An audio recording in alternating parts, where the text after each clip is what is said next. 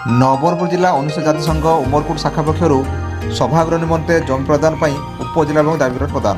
ନବରଙ୍ଗପୁର ଜିଲ୍ଲା ମୂଳ ନିବାସୀ ଅନୁସୂଚିତ ଜାତି ସଂଘ ଉମରକୋଟ ସଂଘ ପକ୍ଷରୁ ଆଜି ଜମି ପ୍ରଦାନ ପାଇଁ ଉପଜିଲ୍ଲାପାଳଙ୍କୁ ଏକ ଦାବିପତ୍ର ପ୍ରଦାନ କରାଯାଇଛି।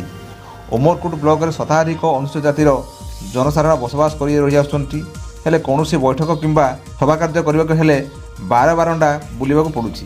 ବ୍ଲକର ଅନୁସୂଚିତ ଜାତିର ବୈଠକ ସଭା ସମିତି କିମ୍ବା କୌଣସି ସାମାଜିକ କାର୍ଯ୍ୟ କରିବାକୁ କୌଣସି ସଭାଗୃହ ନଥିବା ହେତୁ ଖରା ବର୍ଷା ଶୀତ କାକରରେ ଅନେକ ପ୍ରକାର ଅସୁବିଧାର ସମ୍ମୁଖୀନ ହେବାକୁ ପଡ଼ୁଛି। ତେଣୁ ଉମରକୋଟ ବ୍ଲକ ସଦର ମହକୁମାରେ କୌଣସି ଜାଗାରେ ଜାଗା ଚିହ୍ନଟ କରାଇଦେଲେ ସେଠାରେ ସଭାଗୃହ ନିର୍ମାଣ କରି ସାମାଜିକ କାର୍ଯ୍ୟ ସବୁ କରିବେ ବୋଲି ଉକ୍ତ ଦାବିପତ୍ରରେ ଉଲ୍ଲେଖ କରାଯାଇଛି। ଉକ୍ତ ଦାବିପତ୍ର ପ୍ରଦାନ ସମୟରେ ଉମରକୋଟ ଅନୁସୂଚିତ ଜାତି ସଂଘ ଜିଲ୍ଲା ଉପସଭାପତି ପୂର୍ଣ୍ଣଚନ୍ଦ୍ର ବାଘ, ଉମରକୋଟ ବ୍ଲକ ସଭାପତି ସୁଦର୍ଶନ ଜଗତ, ସମ୍ପାଦକ ଚତୁର ସିଂ ନାୟକ, ସହ ସମ୍ପାଦକ ଲଲାଧରମ ଦୁର୍ଗା, ସନାତନ ଜାଲ, ରୟନୁ ସାଗର, ମଧୁସୂଦନ ସାଗର, ହରିବନ୍ଧୁ ଡଙ୍ଗରୀ, ରାଜେଶ ସାଗର, ଦୁର୍ଗା ଦେବାଦୁର୍ଗା, ତୁଲାରାମ ଡଙ୍ଗରୀ, ଜୟଦେବ ଗରଡାଙ୍ଗ ସମେତ ସମସ୍ତ କମିଟିର କାର୍ଯ୍ୟକର୍ତ୍ତା ଉପସ୍ଥିତ ରହି ଉପଜିଲ୍ଲାପାଳଙ୍କୁ ଦାବିପତ୍ର ପ୍ରଦାନ କରିଥିବା ସୂଚନା ମିଳିଛି।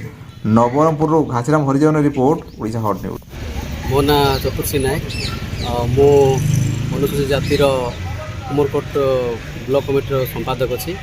ଆଜି ଆମେ ସପୋର୍ଟକୁ ଆସିଥିଲୁ ଯେ ଆମ ଉମରକୋଟ ଅଞ୍ଚଳରେ ଦୀର୍ଘ ବର୍ଷ ଧରି ଆମ ଏସି ସମାଜର ଲୋକ ହଜାର ହଜାର ସଂଖ୍ୟାରେ ବସବାସ କରୁଅଛୁ। ଆମର ଯେଉଁ ସମାଜ ବସବାସ କରୁଛୁ ଉମରକୋଟ ବ୍ଲକରେ, ଆମର ଯେତେବେଳେ ଗୋଟେ ଅନ୍ୟାନ୍ୟ ଯେଉଁ କାର୍ଯ୍ୟ ବା ସମାଜର ଯେଉଁ କାର୍ଯ୍ୟ ପାଇଁ ଯଦି ଗୋଟେ ମିଟିଂ ଗୃହ ନାହିଁ ବା ଗୋଟେ ମାନେ ଯେଉଁ ବସିକରି ଆଲୋଚନା କରିବା ପାଇଁ ମଧ୍ୟ କିଛି ସୁବିଧା ନାହିଁ। ତେଣୁକରି ଆମେ ଆସିଥିଲୁ ନବରଙ୍ଗପୁର ଯେଉଁ ସପୋର୍ଟ ଅଫିସକୁ ଆସିଥିଲୁ। ତାଙ୍କୁ ଜଣାଇଲା ପରେ ତାଙ୍କେ କହିଲେ ଯେ ଠିକ୍ ଅଛି, ଆମେ ଆଗାମୀ ଦିନରେ ତୁମେ ଜାଗା ଫାଗା ଯଦି ଦେଖିଛ ତ ଆମେ ଆପଣଙ୍କ ମନକୁ ଉଣା ଇଏ କରିବୁନି, ଆମେ ଆପଣଙ୍କୁ ମନ ସୁଝିଲା ବେଳେ ଆମେ ଜାଗା ଦେବୁ ତାଙ୍କୁ କହିଛନ୍ତି। ସୁଦର୍ଶନ ଜଗତ, ଉମରକୋଟ ବ୍ଲକ ପ୍ରେସିଡେଣ୍ଟ, ଅନୁସୂଚିତ ଜାତି ସଂଘ ଉମରକୋଟ ବ୍ଲକ। ଆମେ ଆସିଥିଲୁ ଉପଜିଲ୍ଲାପାଳ ନବରଙ୍ଗପୁର। ଆମର ଉମରକୋଟ ବ୍ଲକରେ ଏସସି ଲୋକ ବହୁତ ସଂଖ୍ୟାରେ ଅଛୁ, କିନ୍ତୁ କୌଣସି ଗୋଟିଏ ସଭାଗୃହ କି ସମାଜ ଗୃହ ନାହିଁ। ସେପାଇଁ ଆମେ ମିନିଷ୍ଟର ସହିତ କଥା ହେଇଥିଲୁ। ମିନିଷ୍ଟର କହିଲେ ଆମେ ଫଣ୍ଡ ଦେଇଦେବୁ, ତୁରନ୍ତ ଜାଗା ପାଇଁ କଥା ହୁଅନ୍ତୁ କହିଲାରୁ ଆମେ ଉପଜିଲ୍ଲାପାଳଙ୍କୁ ଦାବିପତ୍ର ଆଜି ଦେବା ପାଇଁ ଆସିଛୁ।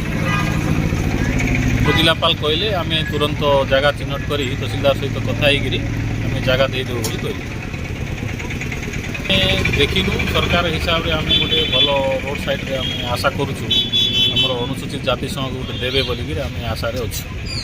Thank you.